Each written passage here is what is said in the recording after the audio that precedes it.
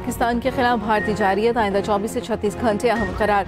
वफाकी वजीर इत्तलात अता तारड़ की रात गए हंगामी कॉन्फ्रेंस, कहा इंटेलिजेंस इत्तलात है, भारत 24 से 36 घंटे में हमला कर सकता है। इंडिया की किसी भी जारियत का मुंह तोड़ जवाब दिया जाएगा। जंग से होने वाले नुकसानात की जिम्मेदारी हिंदुस्तान पर होगी। पाकिस्तान ने पहलगाम वाक़े की आज़ादाना तहकीकात की पेशकश की।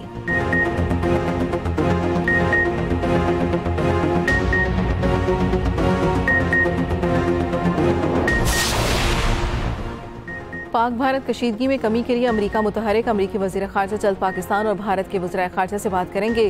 तर्जमान अमरीकी महकमा ख़ारजा टैमी ब्रूस ने कहा, मार्को रूबियो पाकिस्तान और भारत को कशीदगी में इजाफा न करने का कहेंगे। अमरीका दोनों ममालिक के दरमियान कशीदगी ख़त्म करने पर काम कर रहा है।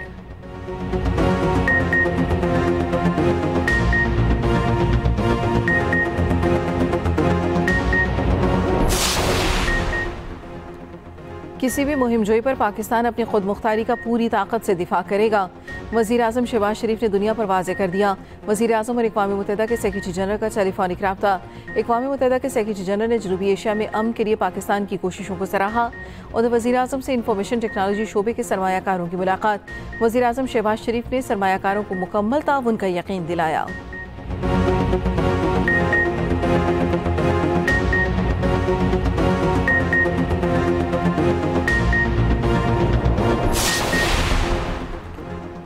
भारतीय फौज पाकिस्तान में दहशतगर्दी में बराह रास्त मुलव्वस पाक फौज ने नाकाबिल तरदीद सबूत सामने रख दिए।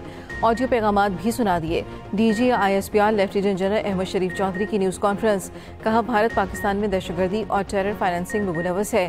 भारतीय दहशतगर्द अब्दुल मजीद को जेहलम बस स्टैंड से गिरफ्तार किया गया। भारतीय आर्मी के हैंडलर्स की भी शनाख्त हो गई। इन भारतीय फौजी अफसरों में मेजर संदीप वर्मा और सूबेदार सिखविंदर शामिल।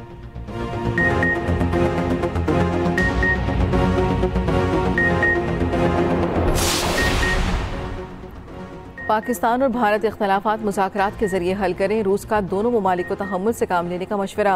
रूसी वज़ारत ख़ारजा के मुताबिक रूस में पाकिस्तान के सफ़ीर खालिद जमील ने रूसी डिप्टी वज़ीर ख़ारजा से मुलाकात की। पहलगाम हमले के बाद पाक भारत कशीदगी और दीगर मामलात पर गुफ्तगू।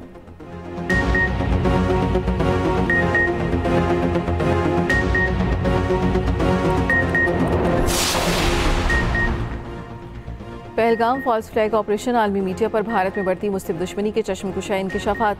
अल जज़ीरा की रिपोर्ट के मुताबिक BJP रहनुमा संतोष राय ने मुसलमानों की मौशी बायकॉट की इश्तियाल अंगेज़ी अपील। कश्मीरी मुसलमानों पर हमले, भारत में 21 से ज़ायद एंटी मुस्लिम तशद्दुद के वाक़यात रिपोर्ट। दिफाई माहिरीन का कहना है मोदी मुसलमानों के खिलाफ नफरत भड़काकर सियासी मकासद हासिल कर रहा है।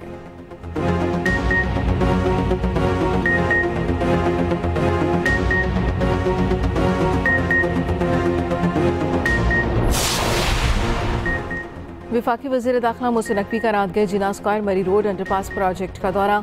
अंडरपास की खुदाई मुकम्मल, स्टील फिक्सिंग स्ट्रक्चर का काम तेज़ी से जारी। वज़ीर दाखिला का अंडरपास पर काम की रफ्तार पर इजहार इत्मीनान, मुकर्ररा मुद्दत में मुकम्मल करने की हिदायत। वज़ीर दाखिला मोहसिन नकवी का मारगला रोड पर शाहीन चौक का भी दौरा।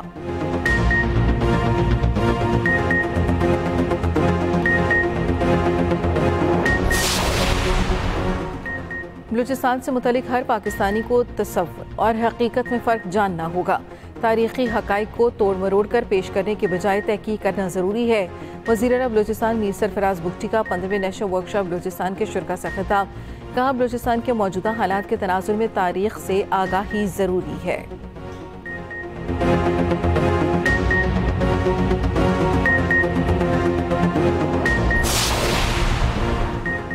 चीनी अद्वियासाज कंपनियां पाकिस्तान में पैदावारी यूनिट्स कायम करें। पाकिस्तान में टेली मेडिसिन के फ़रोग़ के लिए वसी मौक़े मौजूद हैं।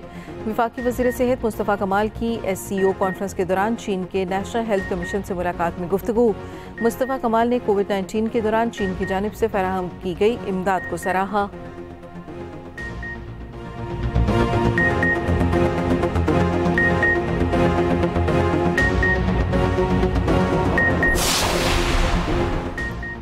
पाकिस्तान स्टॉक एक्सचेंज में कारोबार के आगाज़ के साथ ही बड़ी मंदी। 100 इंडेक्स में 1700 से ज़ायद पॉइंट्स की कमी।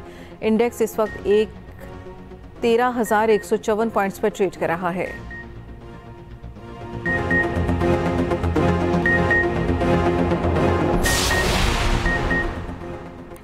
इंतज़ार ख़त्म। आज तलबा के लिए लाहौर से लैपटॉप की तकसीम का आगाज़ होगा। लैपटॉप तकसीम के सिलसिले में पहली तकरीब UET लाहौर में मुनक़िद होगी। वज़ीर तालीम राना सिकंदर कहते हैं वज़ीर आला पंजाब मरियम नवाज़ तमाम डिवीज़न में खुद लैपटॉप तकसीम करेंगी। आज लाहौर में 21,000 तलबा में लैपटॉप तकसीम किए जाएंगे।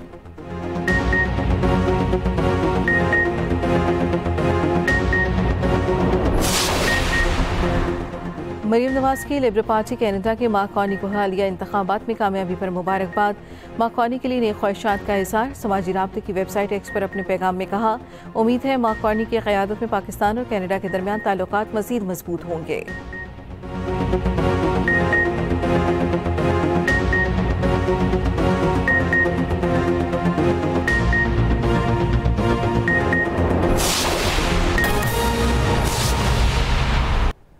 On attracting digital foreign direct investment into high growth markets. Ladies and gentlemen, it has showcased Pakistan's readiness, highlighting investment opportunities, talent-rich ecosystems, and reforms that support ease of doing business. Let me emphasize that Pakistan offers a compelling proposition to global investors.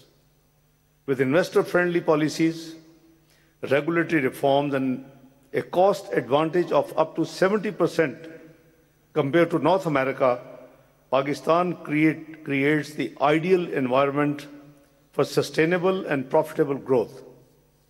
Pakistan is a market of scale, agility, and resilience, and we are open for digital business. Welcome all. Ladies and gentlemen, through B2B engagements and strategic networking sessions, this forum has laid the foundation for transformative partnerships, uniting governments, innovators, and investors to co-create scalable digital solutions that will transcend borders. Ladies and gentlemen, as Pakistan prepares to assume the presidency of the DCO in 2026, we reaffirm our commitment to shaping digital policy and enabling inclusive innovation and acting as a bridge between emerging markets and the global tech ecosystem. Our vision is to translate ambition into opportunity and strategy into measurable outcomes. I had a very candid discussion and very frank discussion on all these areas when Honorable Secretary General DCO visited me in the Foreign Office yesterday. Ladies and gentlemen, in closing, let me extend my deepest gratitude to all the participants and partners who have contributed to the success of this historic forum. We look forward to continued engagement with global investors, thought leaders, and policymakers.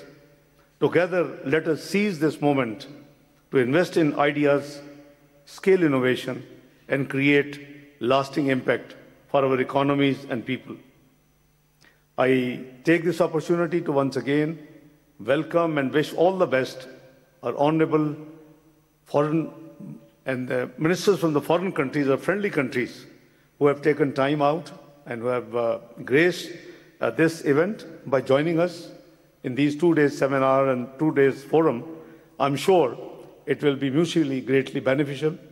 I wish all of them a very happy and pleasant stay in Pakistan and a great opportunity to start beginning work together. Pakistan is ready for all what I said. The future is digital, we all know.